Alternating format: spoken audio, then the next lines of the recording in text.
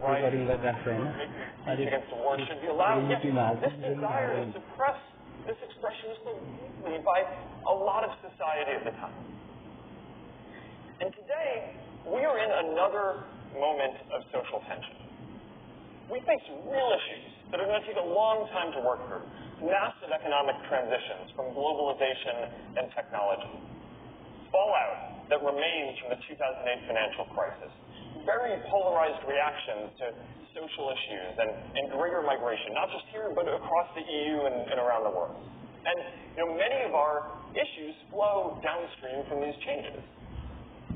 And in the face of these tensions, once again, a popular impulse is to pull back on free expression. We are at another crossroads. We can either continue to stand for free expression, understanding its messiness, but believing that the long journey towards greater progress requires confronting ideas that challenge us. Or we can decide that the cost is simply too great. And I'm here today because I believe that we must continue to stand for free expression. Now, at the same time, I know that free expression has never been asked of. There are some people who argue that internet platforms should allow all expression that is protected under the First Amendment, even though the First Amendment explicitly doesn't apply to companies.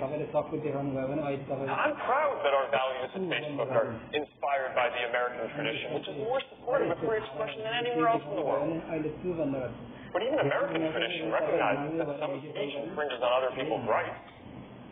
Yet still, a strict First Amendment standard might require us to allow things like terrorist propaganda or bullying people that almost everyone agrees that we should stop, and I certainly do, as well as content-less pornography that just make a lot of people uncomfortable using our platform.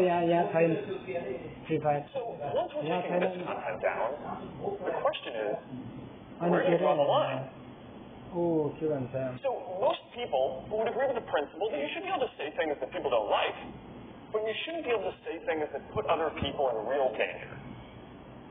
And the shift over the last several years is that more people today would argue that more speech is dangerous now than would have just several years back. So this raises this question of exactly what counts as dangerous speech online, and I would like to spend some time examining that in detail today. So many of the arguments about online speech are related to new properties of the Internet itself.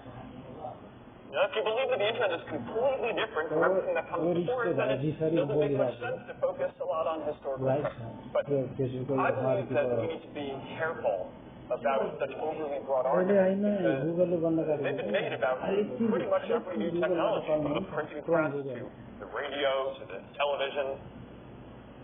Instead, I think that we need to consider the specific ways that the Internet is and how Internet services like ours might address those risks while still protecting free expression.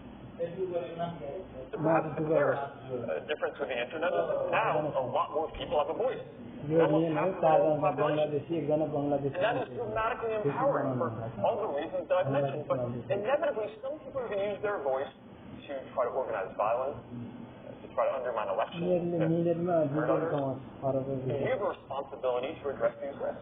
Even if serving millions of people, even if a very small percent of them cause harm, that can still be a lot of harm. So we need to address that. And we build specific systems to address each type of harmful content, from incitement of violence to child exploitation to other kinds of harm like intellectual property violations. It's about 20 categories in total. And we judge ourselves by the prevalence of harmful content on our services and by the percent of that content that we find proactively before anyone has to report it then. So for example, our AI systems